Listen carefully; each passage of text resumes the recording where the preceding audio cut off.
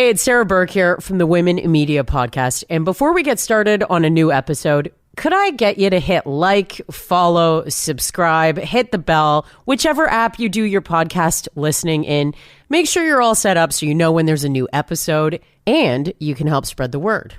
Oh, and if you're so inclined, could I ask you to leave a review if the app that you're using does that? You're the best. All right, let's get to the show. It's Sarah Burke here, and I'm the host of the Women in Media podcast. My guest today is a well-known television host, producer, and environmental journalist, but you probably know her best from her days at MTV. I was told that I should go work for that one specific news channel where people look like me and the demographic of viewers look like me. And then when I got on TV, I was the only South Asian girl on TV and pop culture in Canada. And so I think in that way, I almost got very pigeonholed. I was told at a meeting once that I would be a lot further in my career if I was either white or black, but they didn't know what to do with me. With us today on the Women in Media podcast, the award-winning Aliya Jasmine. Thank you so much for coming on. Hey, Sarah. Thanks for having me. I used to, watch a lot of you on my television, and I don't even have cable anymore, which is kind of like a weird, crazy thing for me. It's a weird time. I feel like you are the majority these days. Yeah. So you moved down to LA. What year was that? I moved down here in 2014, so around 7 years ago. And you've been doing the freelance thing. I've seen you on everything from The Social. You've been doing fill-in, NBC. You kind of cover a lot of networks. Moving down to LA, was that something that you chose to do because you wanted to switch up your surroundings, or did it have anything to do with the media that you wanted to be a part of down there? Yeah, both, I would say. I just got a really great opportunity. I got offered a job in LA at a time when I did feel like in Canadian media anyways, there was a bit of a glass ceiling that was really, really hard to break. In retrospect, so many things now that I know and that I've understood, especially from the last few years, I wish I had known or had the vocabulary to articulate back then. But, I think being a woman and a woman of color in the position that I was in, I did feel like I was getting pigeonholed and I was being held down in ways that I didn't realize so consciously back then. And so there was an opportunity for me to come here and to produce and write and be on air. And that position was with people that I found really exciting and who are allowing me to grow creatively. And where there was upward mobility, not only upward mobility, but also lateral mobility. I mean, there was just a lot of creative opportunity down here with other creatives. And so I jumped on it when I got that chance. I had a couple opportunities come down here and I never did. And then the last one, I think, was just timing was right. And also it was a little bit more of a secure position. So yeah, I moved down here to work with NBC in 2014 and just ended up staying. I think it was just this week I saw you post something being yep, manifested that. Yeah. Isn't that so funny? So as Facebook does these things, right, where it'll be on this day 13 years ago. And it did one of those for me from, I think it was 2006 or 2007, where I guess, I had been coming down to LA when I worked for MTV. I came down here almost, weekly, if not at least 3 times a month, I would say, to do movie junkets and stuff like that. So I was down here most weekends for years, for 5-6 years, I would come down here, multiple times a month. And so I guess one of those times I had just written on Facebook, I want to stay in LA, or I hope one day I stay in LA. And it's so funny to see, to remember the mental state I was in, where I was just palm trees, sunshine, I love it here. And now to be living, working, grinding in this city full time, it's pretty incredible. So, I mean, I've seen you do everything from sports coverage to entertainment coverage to environmental journalism.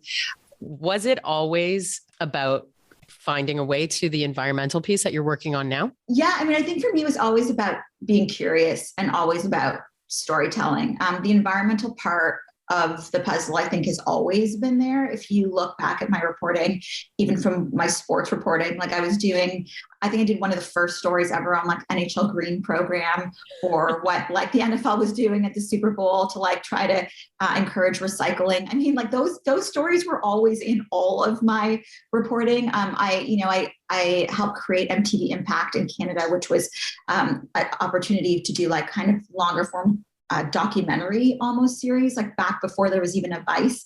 And we were in the, Canadian Amazon for that. I think I always, definitely the answer is yes for that. I think there was always a little bit of the environmental journalism, but to be honest, back then, now this is before there was appointment, this is when there was only appointment TV and you couldn't really curate the kind of, or find the kind of content you wanted. Environmental stories were not popular with executives. I mean, I think they still really aren't, but TV Agreed. Executives back then used to bury my stories whenever I would do an environmental story.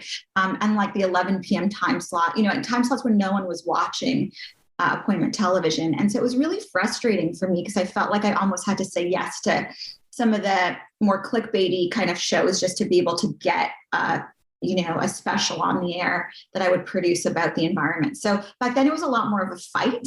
But if you look closely, I've been doing that since day one. What's something that you picked up from maybe your celebrity coverage or your sports coverage that is still with you today in what you do with environmental journalism?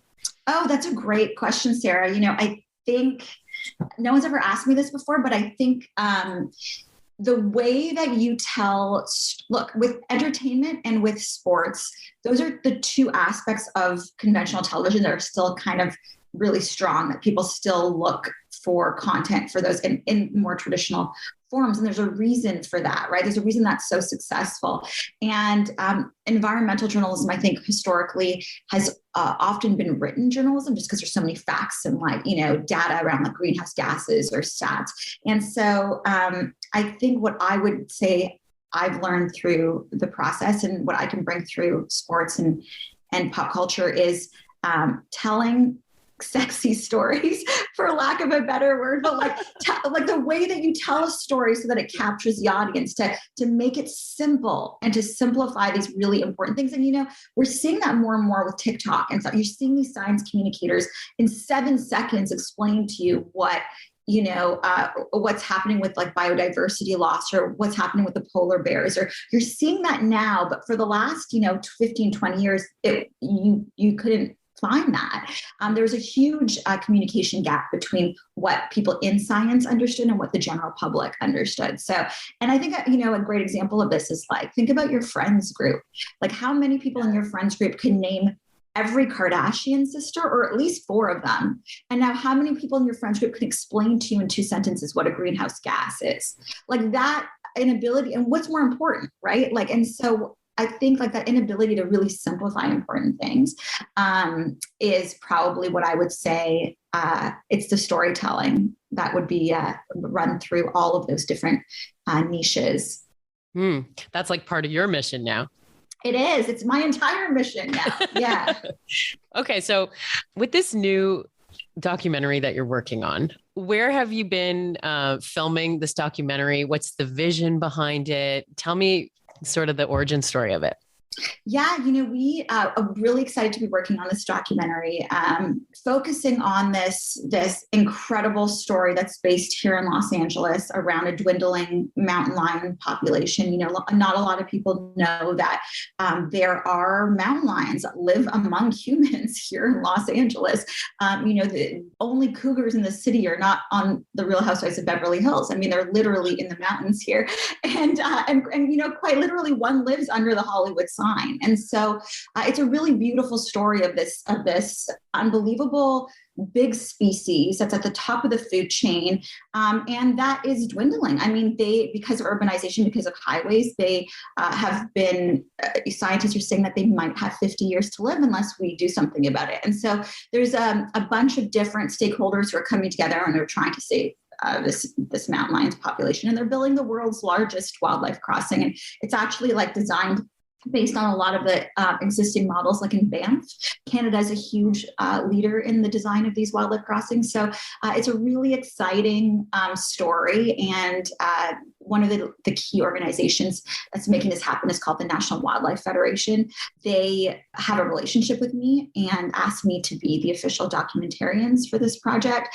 So my company is doing that. I'm really excited to be directing this film with them. And the reason that they asked me is because before this, I was working full-time for NBC News for many years. And I was on this beat and I covered like the mountain lions and, a lot of environmental stories around the wildfires and all this for many, many years. And so I got to know all these stakeholders and I got to know the cougars, to be honest, and all of the, and the national park, park rangers that actually go out there and they collar these cougars and stuff. So for people who are listening, mountain lions and cougars are the same thing, just interchangeable terms. But yeah, so because I had been working on the story and covering the story for so many years as a reporter for NBC News, when I left to start my own company, that's kind of how I got, it's an extension of the work I was already doing, I guess. A perfect partnership that sort of fell into place. So now let's talk about that company too. So you have founded a company with your sister, and funny enough, like just from following, your socials, I sort of feel like you've been quiet about this. So where'd the company come from? And it must be such a beautiful experience to do it with your sister of all people. Yeah. So my sister and I have been talking about doing this for a few years, and I guess, I don't know, it's not that I've been intentionally quiet about it. It's more that I just wanted to be intentional with it. This is the first time that I've kind of ventured out. I've always dreamt of having my own production company, and I didn't know what that would look like. And I think that the pandemic has brought a lot of things to a lot of us. And for me, like the beginning of the pandemic, I started exploring this idea. And it was scary for me because I've always been tied to a big network. It's always been like Aliya Jasmine who works at MTV, or Aliya Jasmine who works at Discovery Channel, or Aliya Jasmine that works at NBC, right? Like for me, that's always been, like even like employee benefits and healthcare, like I'm a child of refugees, like these things have been really important. And so the idea of going out on my own and being totally freelance and what that meant, and being my own boss and what that meant, and taking the financial risk. Exactly. Yeah. So intimidating, but also exciting. I think when, I know you've had Kathleen Newman-Remang on the show, who's a good friend of mine. And, she wrote this incredible article a few years ago for Refinery 29 during the Black Lives Matter uprising. And it was, really was like at my front door here in Santa Monica and in Los Angeles. And she wrote this amazing article about women of color who work in media and some of the ways that we're perceived and that the, kind of stereotypical ways that the things that we fall into, not only that we're treated, but also how we allow ourselves to be treated or how we present ourselves. And so much of what she wrote rang true to me. And she interviewed a few people who had gone freelance in that article. And actually that was like a huge inspiration to me, to the idea that I could like be my own boss and kind of define my own future and the kind of stories that I told. And so, yeah, I think, not to go on too much of a tangent, but I do feel like the pandemic for me really made me look, and there's a whole bunch of other aspects, like for me, health-wise and everything that kind of accumulated. But I think all in all, I really needed to look internally at what I wanted to do and the kind of stories I wanted to tell. So I don't think it's that I was quiet about it. I think I've just been trying to be like intentional about it. And when we launched with a lot of clients that made us sign NDAs. They were really big clients, and we weren't allowed to talk about the projects that we were working on. So it's kind of been this like silent beast.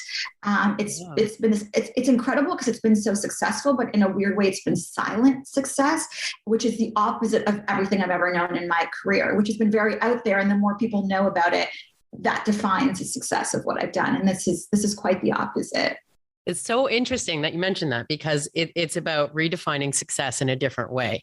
And I think that's what I was getting at with my question. I never thought you were hiding it. I just noticed. I noticed that it was different. That's very that's very intuitive of you. Cause I think a lot of people generally, especially like my longtime viewers, but like, what are you doing? Where can I watch your stuff?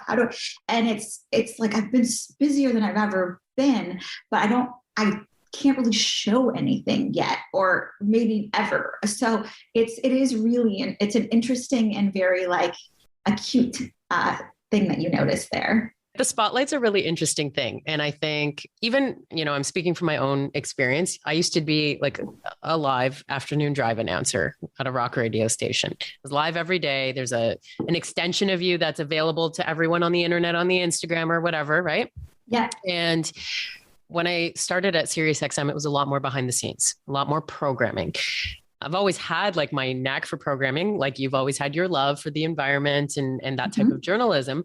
But I did feel like really weird about being behind the scenes, not because I felt less, but because it was harder to communicate it to others, if that makes sense. Yeah, right? Yeah, totally. In media, we're sort of like trained to crave the spotlight, really, if I'm being honest, and use it to help us grow whatever brand or network we're working for. Yeah, totally. So now let's get in a little bit more to like the project and founding the company with your sister, though, because we only touched on the surface of it all, really. Yeah, the founding the company with my sister is actually really cool. You'll probably like this story. So she's like completely not from our world. She does not, she shies away from the camera. She's not in the media world.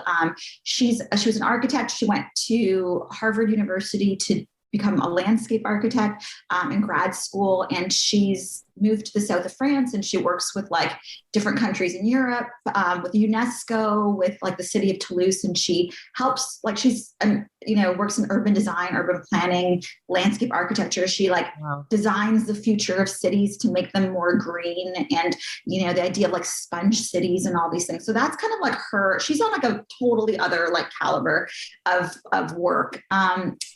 And when I was at NBC News, it was really interesting because I was doing a lot. I mentioned I did a lot of environmental journalism here in LA, and a lot of that beat was in her world. Like she kind of knew about it. And what I kept finding was like, I'll give you one very simple example to illustrate my point, but this happened a million times.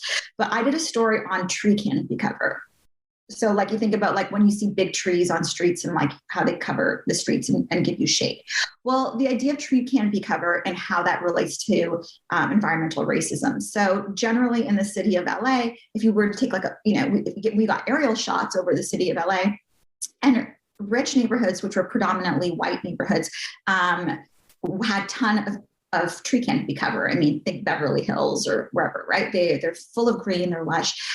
More of the communities that had socioeconomic disparity, were mostly Black and brown communities, had very little tree canopy cover, if any, mostly concrete. And what that means is that you have, asthma rates are higher in these parts of the city. There's more shade, there's less shade in areas where people are relying more on public transportation, have to stand outside in the heat longer. There's also less biodiversity. And so there's all these like different issues, less animals, it's a really interesting, an interesting kind of trickle down effect when you even look at where a city invests in trees and like what that means for health, what that means for, how like resources, including like groceries or whatever, like the cost of houses, how that all trickles down. And so I did this like story. We were like submitting it for nominations for LA Press Awards and stuff. And I thought I was like just the most brilliant reporter ever. I just, everyone was talking about this tree canopy cover story. And I called my sister to tell her because she designs cities. Like this is what she does, right? And so I was like, yeah, have you heard of this thing called tree canopy cover? And we just realized that there's like an association with more tree canopy cover in rich neighborhoods that are predominantly white and less in, like, I'm just talking a mile in a minute and telling her. And she was like, yeah, like I talked about this in my undergrad. Like this has been around for like decades. You are not a genius, like sit down, Einstein wannabe. And I couldn't believe it. I was like shocked. And so this kept happening with all these stories that I did that I really felt like, oh my God, we're bringing this to a mainstream audience. And she'd be like, oh, like me and the other designers and all the environmentalists, like we've known about this for a long time. And anyways, through those discussions for many years, we realized that there was this very obvious disconnect, like an intellectual gap almost, or a communication gap between scientists and these designers and these academic circles where things were published in academic journals, and then what we were actually getting filtered down into the mainstream and what was landing to mainstream audiences. There was this huge gap. And that was a huge disservice to the majority of the population. I personally feel it's a failure of media that we aren't able to simplify these really important issues when it comes to how the environment affects our health, how the environment affects our economic status, how the environment can be played by governments in very racist ways. The fact that these things aren't communicated to us simply by media, and we're too busy like showing a car chase than to talk about one of these important stories, I think is like a huge disservice. And so we decided to join forces, and like I would take some of the work that she's doing and try and simplify it. Which she is unable to do. Like she literally, if you talk to her, she sounds like you are reading an encyclopedia out loud. Like she uses like therefore and furthermore in actual regular sentences. It's like, it blows my mind. I apologize to your entire audience. I am nerding out about like tree canopy cover. Please don't change the channel. We can talk about sexier things. Want to talk about Tom Cruise? We can talk about Tom Cruise. I have great Tom Cruise stories. Just let me know. No, but like, your partnership with your sister is really interesting in just that two very different worlds came together because you're the expert in the communication and she's the expert in the science, right? Yeah, absolutely. Yeah. How did those first conversations go about joining forces? Who pitched the idea? I can't even remember who pitched who, but it was very organic. Like we just started talking and, so there was just so much overlap. I think I went back to school a few years ago while I was working full time at NBC, and I went back to get my master's in environmental journalism. And I think through some of those stories of, working on my thesis, which was also actually on the topic of the cougars in LA and the wildlife crossing. So I've been part of the story for a really long time, needless to say. And I think talking about some of that, like the science perspective on this and her bringing the design perspective and us kind of talking about communication, like it just really naturally and organically happened. And we were both going through our own personal journeys of moving to new cities, her in France and me here in LA, and working on our own health issues that we were both dealing with. And I think we both just wanted something that we could really believe in and pour our hearts into. And honestly, like we started telling a few people that we were thinking about doing this idea, and like the people we really, really trusted in very high up positions in our network just were loving the idea. I think the feedback we got right off the top was just so positive that we realized how much we needed it. And I will say this too, in both of our worlds, both in the design world and in the environmental science world, the people that were most predominantly vocal about like environmental design or conservation didn't look like us. I think that a lot of people forget that even though, when you look at the statistics about climate change, they are affecting communities of color, Black and brown communities first and the most. Yet the environmental movement, especially in North America as a whole, is predominantly a very wealthy and white movement. I mean, and it kind of makes sense, right? Who can afford Teslas? Who can afford to put solar panels on their homes? Who can afford Whole Foods? And so for us, it also made sense to bring non-Western narratives to the table, which is Aliya's specialty. She does a lot of like heritage work. So I think for us, it was also really important as women of color to have our voice at the table, but also to be able to bring a diverse set of voices to the table and stories to the table. I think that was really, really like exciting, an exciting opportunity for us. So yeah, that it kind of all just felt like it was the right thing. Like, I think, Sarah, you probably like, and for women in the media who are listening to this podcast, a lot of our lives feel like we are swimming upstream, like we are like, I feel like we are constantly like pushing. And it's like, nothing comes easy, right? Like we're really, really, really pushing. And I think that for the first time in my life, it didn't feel that way. I was like, I heard Oprah talk about like finding your flow. And I'm like, girl, like if I had millions of dollars, I'd find my flow so easy. But like in my life, flow does not work like that. But like for the first time, I was really like finding my flow. And it just felt like the universe was like guiding me kind of. So for the first time in my life, it was totally aligned. With a mission. Totally. And that's exactly what Kathleen, who you mentioned, and I spent so much time talking about is like, instead of attaching yourself to a network or a product, it's about your mission. Because if you follow your mission, you will be guided in the right direction no matter what, right? Totally. So quickly, I'm looking at your logo. So is it Lily? Am I pronouncing it right? Lily. Yeah, like the flower, but spelled Lili. Yeah. Okay. So where did you get the name from? But I can see how there's like maybe some architecture in the logo. Yeah. I like Can you see that? it. Yeah. Elisa designed it. It was, my sister came up with it. Our names are Aliya and Elisa. I named her. She's 8 years younger than me. And I, as an 8-year-old, thought that it made sense that Y comes before Z in the alphabet. So she's just has my name, but with Z instead of a Y.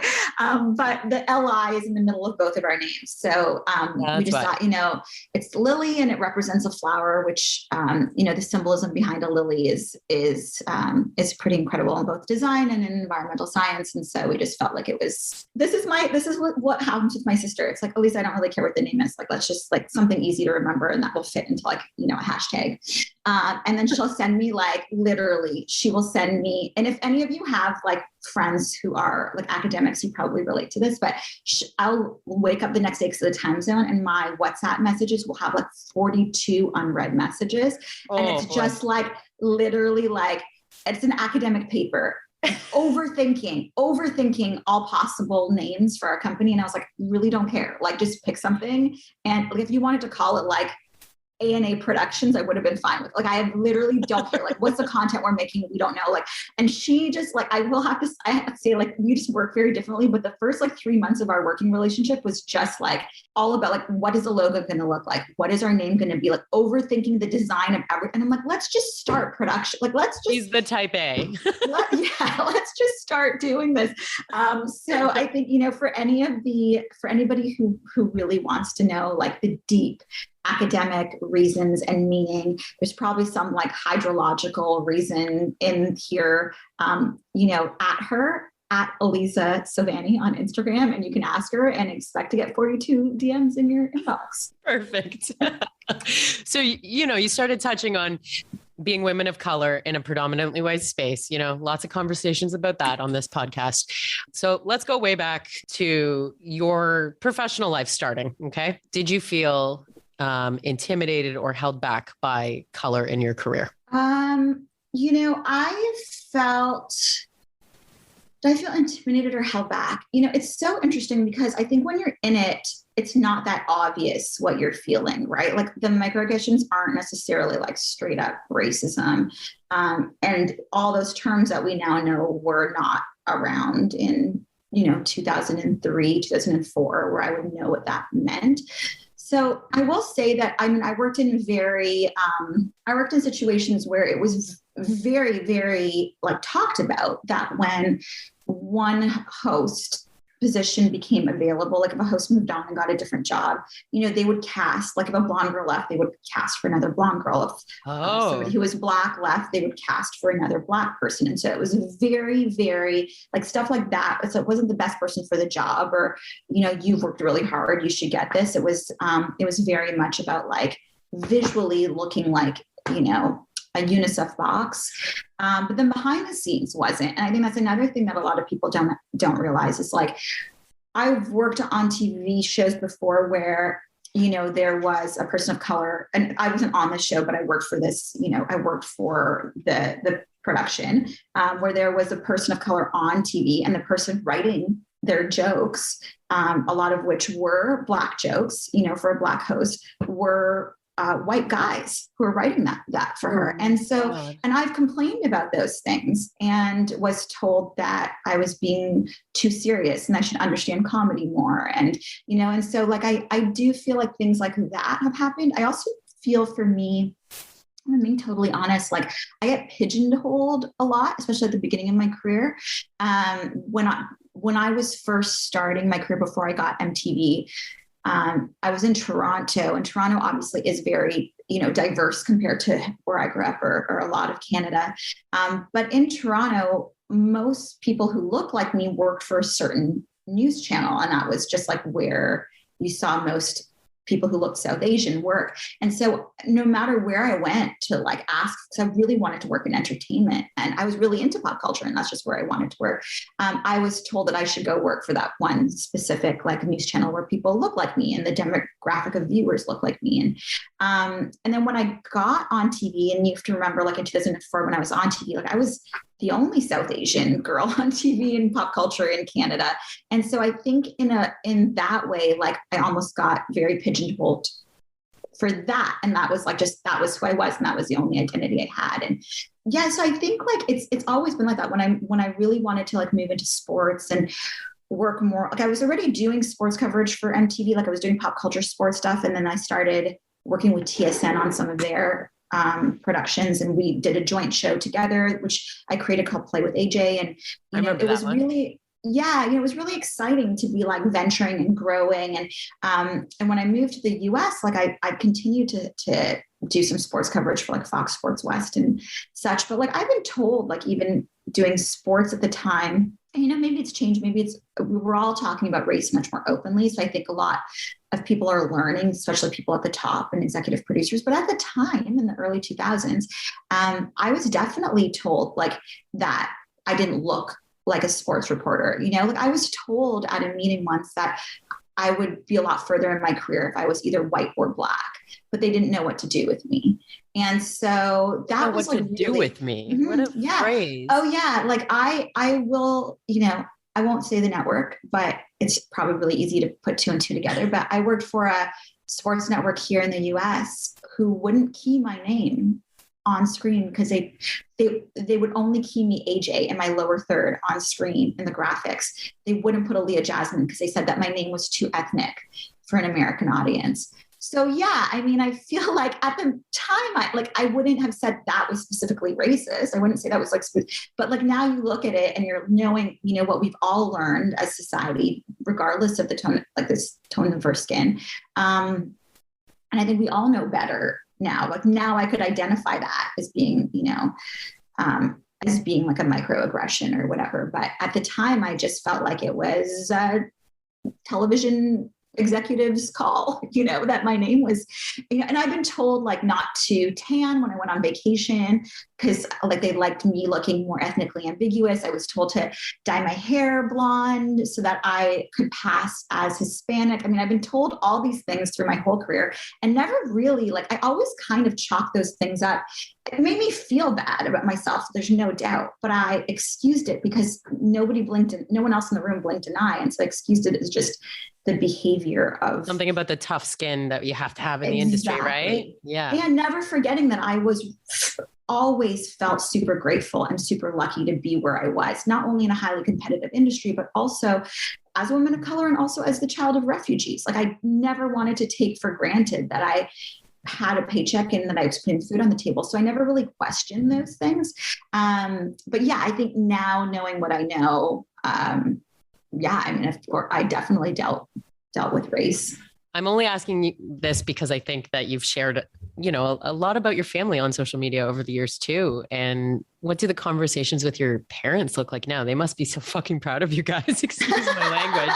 Right? Like, look what you guys have done. They are. Our parents were so proud of us. I mean, I think I was always the black sheep, but my sister, they didn't know because just like we started this episode talking about how I manifested moving to LA. Well, I also manifested moving to Toronto. Like I grew up in a suburb, which is now more developed, but at the time was like, I lived between a cornfield and a strawberry field in the middle of nowhere.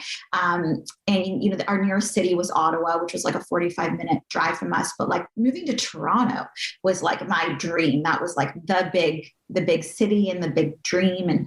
And I think like when I moved to Toronto, my parents were like, what are you doing? Like, you're going to try and be in TV, like just get a regular job. We didn't fight to come to this country for you to just like throw it all away or work as if like for free, this free internship. And so I think that they never really like knew what to think of me. And I was kind of a surprise, and they were very proud of me when I made it. But my sister especially, I think, has really, really made all of us proud. I mean, to think about how my parents came here with literally nothing. from a war, like they escaped a racial genocide and like moved here. And then to have their daughter go to like Harvard and us all go and watch her graduation. It was like, yeah, it's mind blowing what she's accomplished. And she continues to make all of us, I'm kind of like a second mom to my sister, because like my parents worked full time and they were never home and I was a built-in babysitter. And so I think because we have almost 9 years between us, like I taught her how to draw, I taught her how to walk, I taught her how to talk. And so my sister often jokes that I was stricter on her than our mom was. But I think like I really do feel like I kind of think I got to where I am kind of, by this, what's the saying, by the seat of my pants? Like, I don't know, like flying by the seat of your pants, going with the flow. I flew here by the seat of my pants. I mean, I really don't know how I did it. It was like, I think some of it was just being too naive to know that I could fail, like, really. But I look at my sister and what she's accomplished, and I feel like she really is a true Canadian immigrant story, like the dream of that story. When I think of my parents coming here and what they hope for their future, I think like seeing my sister and what she's accomplished really, really does show that. And so, yeah, my parents are super proud. They're so sweet. Oh, sorry, go ahead. Oh, I was just going to say, like they're proud of us, but like, I'm also really proud of them. Like, I think a lot of people don't talk about this, but when you are a child of immigrant or refugees, like you also see your parents grow because they didn't get a childhood. And so like my mom never learned how to ride a bike, like they were too busy literally escaping war, trying to like find their family across the world who were like sent to different refugee camps. And like, so I think like seeing my parents and like how my dad went back to school, got his master's, got his PhD as an adult. And my dad and I went to college at the same time. And even my mom, like she recently retired, but she was assistant deputy minister for the Department of Refugees and Immigration for Canada. And so she presided over these immigration ceremonies where she was like swearing people in to be Canadian, which if you think about it, like 30 years ago was like, or 40 years ago was her. Like that was her as a little girl coming to this country, becoming Canadian. And now she's giving that opportunity to new immigrants. And so that whole full circle for her as well. I mean, I think as proud as they probably are of us, I think we're really proud of them. What are you most proud of in your career? And if there's a moment you can pinpoint as like the proudest moment of your career, absolutely. Let's hear it. I mean, I hope it's winning an Oscar for this documentary. I hope it's still to come. But I would say I've had so many great moments. I think I've been really lucky to be a part of some really big shows like One Girl, Five Gays, which I think at the time on MTV was really pivotal for a lot of us who were pushed a lot of boundaries. Pushed a lot of boundaries at that time and opened a lot of doors. I think a lot of, I conquered my fear and I did like live TV and interviewed some really big guests, which were personal accomplishments like Adele or Tom Cruise, or, started incredible shows like Impact. Being on the ground in Haiti after the devastating earthquake of 2010 for Discovery Channel. I think if I had to choose one thing, and I can only choose one thing, I did a documentary for MTV Impact in Canada's Great Bear Rainforest. And it was the moment where I decided that was what my whole like journalism career would be dedicated to, would be telling those stories, not only about the land and the biodiversity and the animals, but also stories of like the indigenous stewards of that land and like the fact that they weren't getting airtime and people weren't listening to their stories. And I felt like I had an opportunity to let them share those stories, or, have the honor if they wanted to tell those stories on MTV, which, at the time was a very substantial television station for young people. And I realized the power of the network I work for and the power of media, I think, in those moments. And so I would say that documentary, probably, it was called Pipeline Wars. And I think that was probably the thing I'm most proud of, not because it was the best graded. I actually think that got buried really, really late. I don't even know, like, I think it got buried really late in the schedule because they didn't think anybody cared about, Enbridge wanting to build a pipeline the last temperate rainforest in Canada. But so I don't even know how many people watched it. I don't think it was very many, but I think for me personally, that was probably my greatest accomplishment was that, because I think it really pivoted my whole life and my whole career. What about on the flip side of that, the toughest moment that you've had in your career, and perhaps it was in the spotlight? Oh my God. I did an interview on MTV Live, which I don't know if any of your viewers are like old enough to remember that show, but it was a live show. It was one of my first shows. And I can't even remember now. I've like blocked it in my memory, but it might've been Bono. It might've been Eugene Levy. Like, I can't remember. Someone really, really big.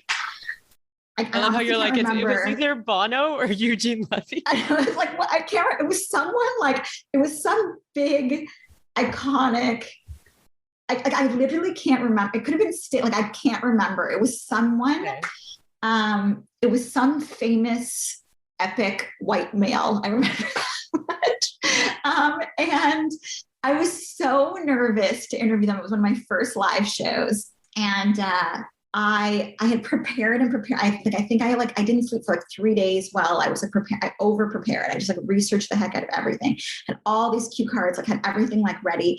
And I got so nervous. They made some joke that I didn't get, and everybody was laughing. It was so loud and I couldn't hear. And somebody was talking in my IFB and I wasn't used to it. I got so nervous that my gums got dry and my lips got dry, and my gums were so dry that my top lip actually curled under and stuck to the gums above. And I have really big, like bunny rabbit teeth. So this, if you can see this like top lip, like was stuck up here. And for like the entire 4-minute segment, my lip didn't come down. My entire upper teeth were fully exposed. My mouth was so dry, I couldn't swallow. And my lip was just like stuck, fully exposing. I looked like I had like dentures in. It was so embarrassing. I'm so glad you can laugh about it now. Oh my God. That was like the worst moment in my entire career. And it was so funny because I remember like right before I went on, one of our executive producers was like, this is going to be a demo reel moment. Like, this is going to go on your demo reel for the rest of your life. And like, I literally can't use it on my demo reel because my lip is stuck to my gums. Worst moment ever. What did we learn though? Drink a lot of water and take Ativan. I don't know. I was going to say like, get out of your own head maybe, but sure, drink water too. It's so hard in the moment though, right? Like when people just think like, oh, if this is what you do, it's like it comes naturally, but like, it takes work, it takes practice. Like you really have, like I got over, and I'm sure you did this too in some way, Sarah, but like I got over the nerves by like in my own way, right? Like I literally had to, before I did a live show, would like look in the mirror and be like, this is not a fucking big deal. Like this means I could literally like be interviewing the president of the United States and I'd look in the mirror and be like, this is not a fucking big deal. Like, and I'd have to actually psych myself into how this is just a conversation. It's not that big of a deal, because if I let myself feel like it was a big deal at all, I'd get too nervous and my heart rate would just go up. And so it's really like talking myself like down and remembering that these are all just people and they're there doing a job and I'm there doing a job, and it's just a conversation, right? I haven't cried of laughter on this podcast yet, but you just made Oh my God. It's like the visual, like if that footage ever comes out, I'll be mortified. But maybe the tip here is like, if you're really nervous, like Vaseline the inside of your lip, just in case, because there's nothing worse than your lip sticking to your upper gums. It is awful. It's awful. What was your favorite interview of your career so far? I'm sure there's Adele. It was Adele. Oh yeah, Adele. It was like so good. Adele. So I interviewed Adele, I think around Valentine's Day, and it was 21. On her album 21. And it was right before it was released. And it was a live studio audience. And I had just the morning of the interview, I was getting my makeup done, and I had found out that my boyfriend, who was living with me at the time, was cheating on me. He had been cheating on me with somebody that like I kind of worked with. We both kind of worked with. And so it was like, I found out right before I had to interview her. And so I was getting my makeup done by like Lucky Bromhead, who, is an industry veteran. She does like all the She does makeup for like Schitt's Creek, and she's for Catherine O'Hara, and she's incredible. If you work in the industry, you probably know Lucky. She's an incredible makeup artist / psychologist. And so she like had me in her chair, and she just basically looked at me and was like, if you're going to cry, cry now, because if you cry after I do your eye makeup, I will kill you. And so I'm like, I'm not going to cry. I'm not going to cry. And all of a sudden I just started like bawling my eyes out. And at that moment, Adele walked into the makeup room. She had her own makeup room next door, and she had her own like green room, but she walked in, and in her English accent, which I won't try to do, she was like, oh my God, I'm so sorry. Like we just needed a curling iron, and I thought you might have a curling iron in here. And I was just like, no, don't worry. Like I just found out my boyfriend's cheating on me, and I'm like crying it out. Oh, and I should say that before I interview a musician, especially, I will always have their music on repeat. So her music was like playing in the background. And so she immediately heard me say that I had just found out this news, and she stopped and she was like, turn my music off. You'll slit your wrists if you keep listening to this while you're like processing this news. So she actually sat there and like put on another playlist, took her music like off, and sat there with me and like talked about how much of a jerk my boyfriend was. It was so awesome. And she just hung out for like 20 minutes. And then when we went on stage, we laughed about our makeup room conversation and talked about like who was worse for her, 19 boyfriend or 21 boyfriend. And we like totally bonded. And she was, and then she dedicated like a couple songs to me when she played at the Sonic Temple. And she's awesome. Like, I wish that Instagram and everything was as popular then as it is now, because I feel like we would have just like become BFFs. The little connections that you make with people along the way as you're interviewing. Mm-hmm. So interesting. But you know what? That's a perfect example of someone literally writing an album about heartbreak and you guys bonding over it for a great interview. She was so amazing. Who's your like favorite interview ever? No one ever asked me that.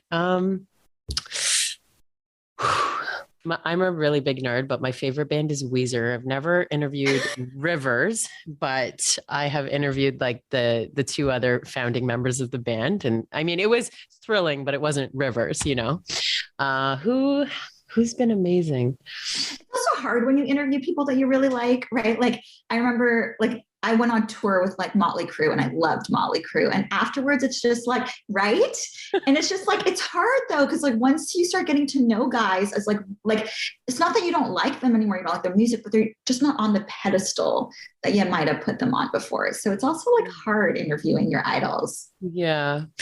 A big, really exciting one for me last year was Mike Campbell of Tom Petty and the Heartbreakers. Oh, why was that one of your favorites? I love Tom Petty. So it's like the next closest thing to Tom Petty for me. Yeah. I recently interviewed Natalie Hemby. She's badass behind the scenes, but she put out a really great solo record, and it's like all out there. It's got like 90s rock vibes. It's funny too, right? Because it's like sometimes the people who surprise you the most, it's not because necessarily of like how famous they are. It's just like some people are so real to interview. And when you can just have like a kick-ass conversation, you feel like you could go like have a martini with this person. Like they will always stick in your memory more than like the most famous person who just came in and out, right? Like there's so many people who just come in and out and they don't care. And you're like another, something else to cross off their to-do list. And other people really make you feel like seen almost. Yes, for sure.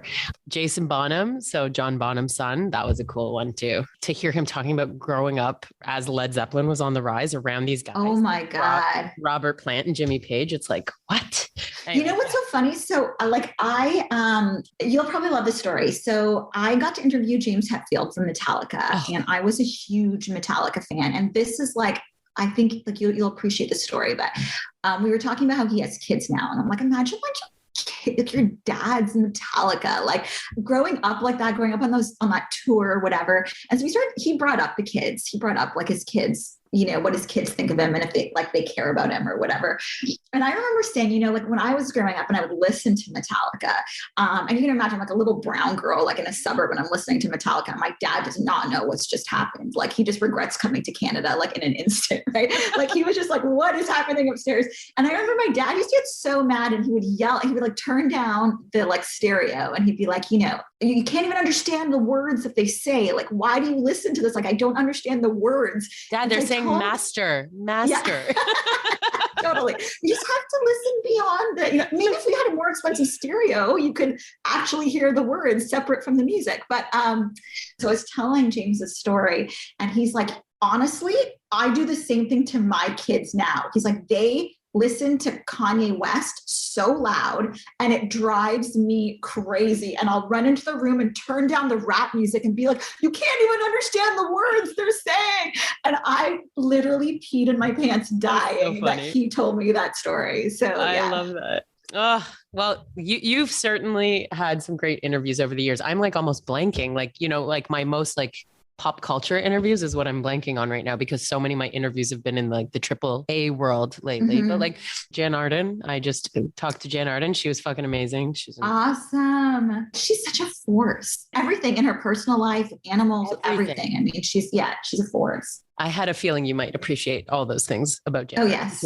Oh, yes. You thought about some women you want to nominate? Okay, I think I know who I'm going to nominate. Community is a theme that comes up a lot on the podcast, especially like lifting other women up, or, there's been some stories that are the opposite of that. And before I ask you to nominate a few women, who you admire and have some stories that would be really great to hear on this podcast. What's your experience been like working alongside women in the industry? Oh, it's so funny. I think that I've seen kind of like ebbs and flows, and it just depends on where you are and who you're working with and what the work culture is. But I've had some really great experiences with women working in this industry. I think there are obviously cases where there's a lot of competition, and we all know that there are very few jobs on the table, but more and more, I think, especially over the last few years, I feel like women are really coming together and we're bonding. And when I was at the Olympics, when I was covering the Vancouver Olympics for CTV, I was on a team out in Whistler with Melissa Grello, who is now a host on The Social. And I was really worried because that was a highly competitive position, and we were both out there and we were two women, and I didn't know we had never worked together, and I didn't know what she was going to be like with me. And she was incredible, and we bonded right away, and we helped each other out, and we formed this alliance. And to this day, however many decades later or whatever, we're so close. She's one of my best friends. She's one of my bridesmaids. And so I feel like, I know you've had a lot of women on this show who are close friends of mine as well. And I think a lot of us are finding each other and forming alliances and helping each other by putting other women on your shoulders and climbing. Because when somebody in your circle or your connection succeeds, I think we all reach out and help each other. And so we're starting to realize more and more that it's that we're all in this together. It's like the LeBron James effect, like when he got successful, he like brought everyone with him. And I feel like that's what we inherently, most of us inherently want to do as women. Obviously not all women are like this, we're not all the same, but my experience has been more positive and more in that kind of atmosphere than not. I was actually going to nominate another one of the girls from my bridesmaids crew. I'm going to nominate two girls for you. Two really close friends who work in media. One of them, I think you'll love talking to because she's also a woman of color and is completely reinventing herself, but has so many good stories about. I don't know anyone who's interviewed more celebrities than her. Justin Bieber, I think, on camera asked her to be his girlfriend. But Tanya Kim. Okay. Yeah. So I think I nominate Tanya Kim, and I also nominate Julie Stewart-Banks. Okay. Julie and I used to work together at Fox Sports. And when I moved to LA, I was like, hey, I'm in LA and I don't have any friends. Does someone want to hang out on like Twitter? I think I put that on Twitter, and she wrote back and she's like, oh, I grew up watching you. I'm like from Canada, but I live in the States now and I work for Fox. And at the time I was working for NBC. And so we became friends, and eventually I worked at Fox too.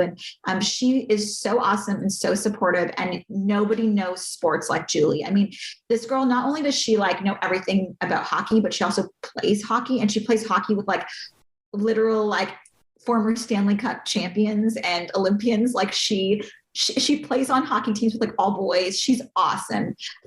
So I think that, and she's done really incredible things during the pandemic, how she has shifted her career and answered what the times have called for is not only like genius in terms of media minded, but also I feel like she's super entrepreneurial. So I think you guys will really hit it off. So I nominate TK and Julie Stewart-Banks. Okay, well, thank you so much for coming on. I think a lot of people have been wondering what you've been up to. So hopefully this, answers some questions and keeps eyes peeled, ears peeled for... I've been, not only have I been becoming an LA Cougar, but I am trying to save them. So there you go. There's your answer, everyone. But yeah, you'll have to keep us posted, when we can watch the work that you're producing right now. So for anyone who is looking for a little more information on the new company, Lily, that we were talking about, and, the new mission that Aliya Jasmine has attached herself to, all the links in the episode notes, and I am sure that it's going to be great when it comes out. Thanks for having me, Sarah, and congratulations on the show and like everything you're doing on this show to prop up other women in media. I think it's really incredible.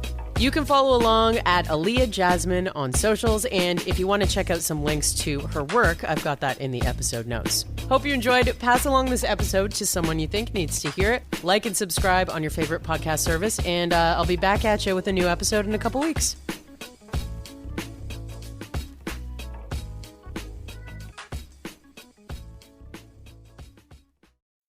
Hi, I'm Matt Kundle, host of the Sound Off Podcast, the podcast about broadcast. Every week since 2016, we've been bringing on broadcast leaders to talk about their experiences in radio, what they've seen, and where they believe it is all going. If you live and love radio, subscribe to the Sound Off Podcast with Matt Kundle wherever you get your podcasts. Another Sound Off Media Company podcast.